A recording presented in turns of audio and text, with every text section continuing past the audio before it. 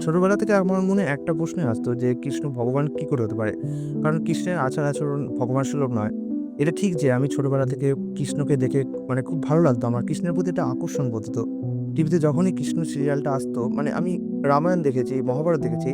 কিন্তু আমার কৃষ্ণকে বেশি ভালো লাগতো। আমি নিজে কৃষ্ণের সাথে রিলেট করতে পারতাম। যদিও আমি একটা জীবাত্মা আর কৃষ্ণ ভগবান।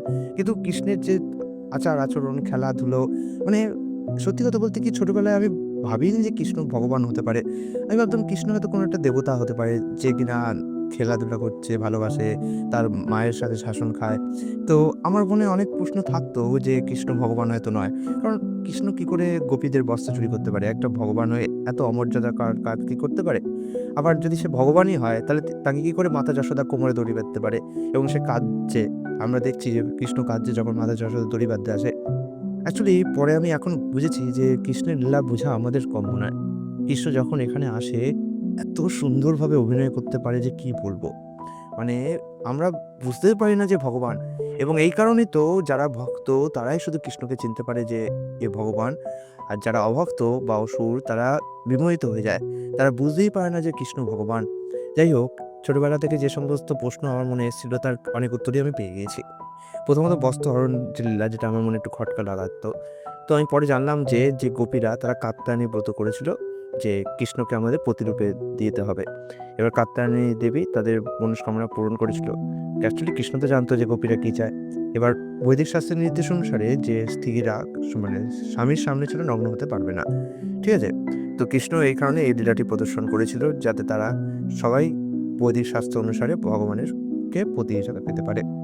তারপরে আমি ১৬,১০৮টি যে কৃষ্ণের রানী ছিল সেই তত্ত্বটাও জানলাম। যে ভগবান নিজেকে ১৬,১০৮টা রূপে বিস্তার করেছিল।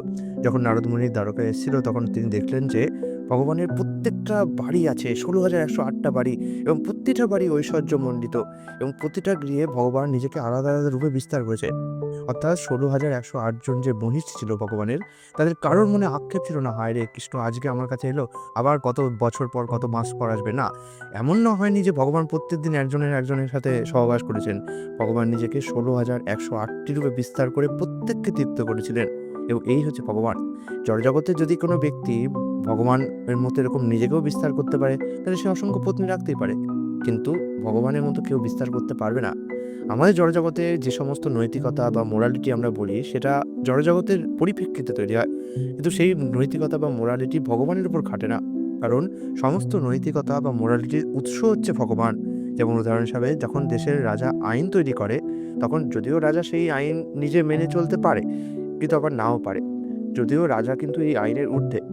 রাজার কাছে ক্ষমতা আছে সেই আইনটাকে ধ্বংস করে দেওয়ার বা আইনটাকে নিজের ওপর প্রয়োগ করতে না করার। এবার রাজা নিজে অনেক সময় সেই আইনগুলোকে মান্য করে সেগুলোকে মান্যতা দিয়ে দেখায় যে, "হ্যাঁ, আমিও মানছি, তোমরাও মানো।" কারণ রাজা যেরকম করে সেটাও সবাই করে। তেমনি ভগবানও তার নিজস্ব তৈরি আইনকে মেনে চলেন এবং দেখান যে, "হ্যাঁ, এগুলো মেনে চলো, তোমাদেরও মেনে চলা উচিত। আমি যখন মানছি তোমাদেরও মানা উচিত।" যেমন তিনি গুরু গ্রহণ করেছেন, ঠিক আছে? যেমন তিনি কুন্তী দেবীকে প্রণাম করতেন। যদিও তিনি ভগবান, কিন্তু তবুও তিনি প্রণাম করতেন। মাতা যশোদার সম্মুখে খন্দন করতেন একটা শিশুর মতো। মাতা যশোদা লাঠি নিয়ে তাড়া করতে আসতো, তিনি ভয়ে পালাতেন। যাকে দেখে কাল ভয় পায়, সে কিন্তু ভয় পালাচ্ছে। তো এই হচ্ছে কৃষ্ণের অত্যন্ত মধুর লীলা। আমি শ্রীমদ্ভগবত যত পড়ছি, দশমস্কন্ধ সবে শুরু হয়েছে। আমার কি যে মিঠে লাগছে আমি বলতে বোঝাতে পারবো না। শ্রীমদ্ভগবতে এতগুলো স্কন্ধ পড়ে আসলাম, সবেতেই ভগবানের ঐশ্বর্য রূপ দেখা গেছে। নৃসিংহ অবতার বলুন, রাম অবতার বলুন। কিন্তু দশম স্কন্ধ যেদিন থেকে শুরু হয়েছে আমি প্রত্যন্তভাবে তীব্রভাবে আকাঙ্ক্ষা করেছিলাম যে কৃষ্ণের দশম স্কন্ধটা কবে পড়তে পারবো। কিন্তু প্রভুপাদ নিষেধ করেছে যে আগে দশম স্কন্ধে যেও না। আগে ১ম স্কন্ধ থেকে নবম স্কন্ধ অব্দি পড়ো। ভগবান কে, ভগবানের আচার-আচরণ কি সবকিছু জানো। তারপরে দশম স্কন্ধে যাবে। তো আমি চেয়েছিলাম যে হ্যাঁ, প্রভুপাদের নির্দেশ আমাকে মানতে হবে। তাই জন্য আমি দশম স্কন্ধ আগে শুরু করিনি কৃষ্ণলীলা। কিন্তু আমার যেদিন থেকে আমি ১ম স্কন্ধ শুরু করেছি আমার মন প্রচণ্ডভাবে তীব্র হয়ে যাচ্ছে যে কবে দশম স্কন্ধ শুরু হবে, কবে দশম স্কন্ধ শুরু হবে? এমনকি এখন যখন দশম স্কন্ধ শুরু হয়েছে আমি রেগুলার ভিডিও আপলোড করছি না। কারণ আমি দশম স্কন্ধে যে প্রভুপাদের যে তাৎপর্য সেগুলো না পড়ে থাকতে পারছি না।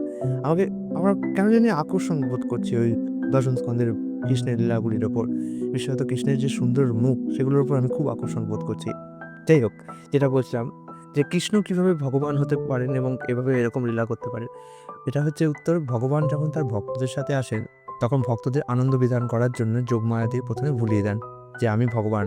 তারা মনে করে হ্যাঁ, কৃষ্ণ একটা দেবতা প্রয়োজন হতে পারে। কিন্তু সে যে ভগবান সেটা কেউ বুঝতে পারে না। কারণ দেখুন, যদি আমি মনে করি কৃষ্ণ ভগবান, মানে আমি যদি বুঝে যাই কৃষ্ণ ভগবান, তাহলে আমার কৃষ্ণের সাথে আমি আর সেরকম করতে পারবো না। মাতা যশোদা যদি বুঝে যায় যে কৃষ্ণ ভগবান, তার ছেলেটাই ভগবান, তাহলে তিনি কি পারতেন লাঠি নিয়ে তার পিছনে দৌড়তে বা তাকে কোমরে দড়ি বাঁধতে? কিংবা যে গোপসখারা যারা কৃষ্ণের কাঁধে চড়ছে, তারা কি যদি বুঝে যায় কৃষ্ণ ভগবান, তারা কি এটা করবেন? যেমন বৈকুণ্ঠ লোকে নারায়ণের সাথে কেউ কাঁধে হাত দেওয়ার সাহসই পায় না। কারণ নারায়ণ সেখানে ঐশ্বর্য অবতারে রয়েছেন এবং সেখানে যারা যে ভক্তরা রয়েছেন তারা সবাই দাস্যরসে রয়েছেন বৈকুণ্ঠে। কিন্তু গোলকধামের পরিস্থিতি ভিন্ন। গোলকধামে সবাই কৃষ্ণের সাথে সখ্য রসে, বাৎসল্য রসে অবস্থান করছে।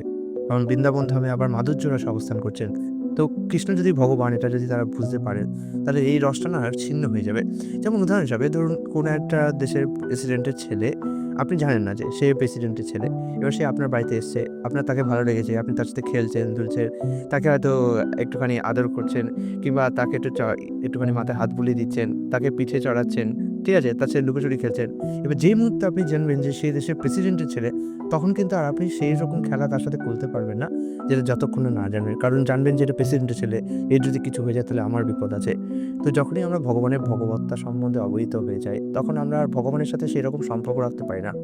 তবে হ্যাঁ, তার মানে এই না যে আমরা এখন ভগবানের ভগবত্তা ভুলে যাব এবং উচ্চ রসে পেয়ে যাব। না, প্রথমত আমরা শান্ত রসে আর দাস্য রসে, শান্ত রসে আর দাস্য রসে থাকতে পারি। সখ্য রস, বাৎসল্য রস, মাধুর্য রস, এই ৩ টে রস ভগবান নির্বাচন করেন। আমাদের কাজ হচ্ছে আমরা প্রথমে শান্ত রসে তো একদমই করা উচিত না। ভক্তরা শান্ত রসে থাকতেই চায় না। কারণ শান্ত রসে শুধু চিন্তা করা হয় ভগবানের। সেখানে কোনো আদান-প্রদান নেই। মূল যে আদান-প্রদান ভগবানের সাথে শুরু হয়, সেটা কিন্তু দাস্য রসে, ভগবানের দাস রূপে সেবা করার মাধ্যমে। তো আমাদের কাছে শুধু দাস্য রসটাই রয়েছে।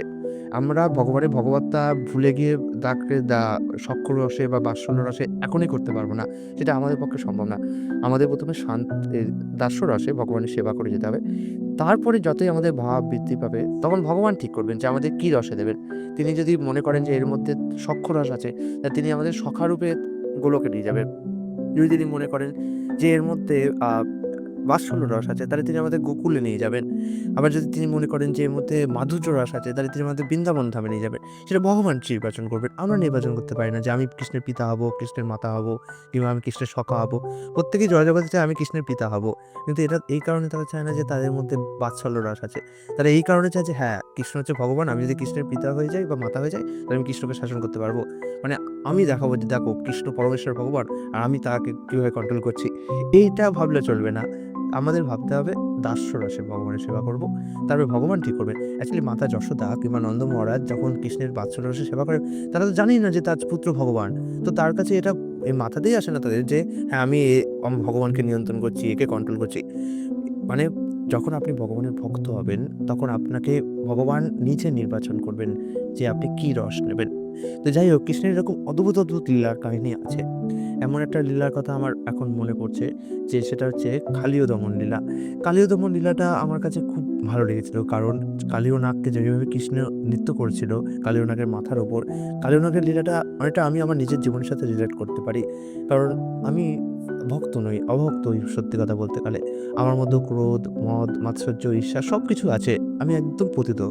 তো আমার আমিও মনে, মনে চাই যে কৃষ্ণ যেমনভাবে কালীয় নাগের মাথায় পা রেখে কালীয় নাগের যে দন্তগুলোকে একদম নিকৃষ্ট করে দিয়েছিল।